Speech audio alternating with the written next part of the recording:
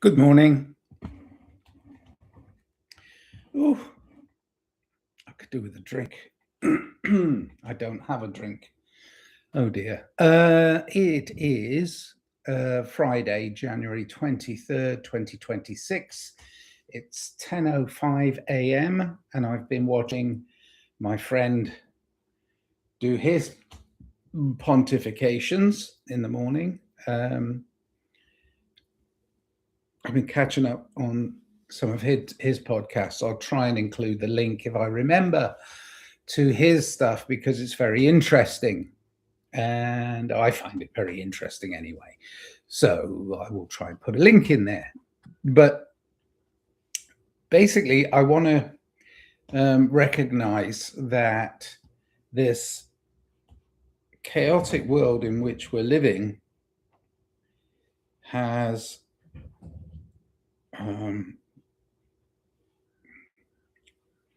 okay, this is not cool. Got to do something here. Sorry. You see, it's got us all in a tiz, including me. Yeah. So our knickers are getting in a twist because the truth will not set you free unless you understand. And again, I'll put a link to Quantum of Conscience to my friend Matt McKinley, who has a way of explaining it that's more entertaining than mine. But a lot of people ask me why I am not trying to figure it out, to figure out why. Oh gosh, I go to a show in Sunland Sunspace, and thank you for your support, the wonderful people at Sunland Sunspace. And there's a reoccurring night called Unusual Tuesdays, and then the main character does comedic sketches, one of which is Austin Drizzles, who does the weather forecast, and it's all parody and it's fun. And there's one part of it where he goes, he talks about the weather, and he's going to give you 70 degrees and as the high, and then 58 as the low. Why? And then he goes on to explain in ridiculous. I mean, in a way, it's parodying this idea that we're all driven by these crises that we witness and latch onto, like Matt McKinley, who is Quantum of Conscience. He is very clever at not hitting the buzzwords that get you banned or shadow banned. So he uses lots of funny expressions like primate change rather than use the words. Yeah, see? And in a way, it allows him to continue to broadcast and communicate his ideas. But he will explain better why I am not trying to figure it out. Because that's what takes up your time. And your time is yours. It's yours. You can spend it chasing down rabbit holes. You can chase it anywhere you want, because that's freedom. And we relinquish our choice by acquiescing to the crises which are coming in fast and furious all the time, and we acquiesce to it. It's like, oh my God, they're going to, and they're going to, and they're going to, and they're going to. But I'm not trying to figure it out. I'm trying to stay free in a system that wants to enslave me. That's simple. That's all. I just want to stay free. And I had an interaction yesterday with authority figures, or what they deem themselves to be authority figures in a sphere which I don't understand particularly well, in the legal system. And the legal system, which I think is so part of this ridiculous realm, but I had to renew my passport. And then I'm told, yeah, and they're bringing in these regulations and these regulations and these regulations. And it was like, oh, fear, fear, fear, fear, fear. And then eventually I get to the point where it's like, what do I do? Do I comply?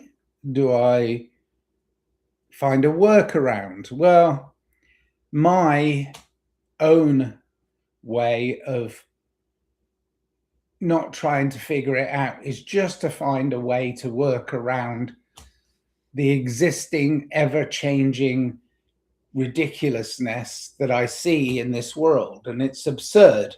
The absurdity of this world is just out of control. And most of it's being driven along by, you know, various media types and stuff. But the new one, which I'm getting quoted back at me, is AI has said,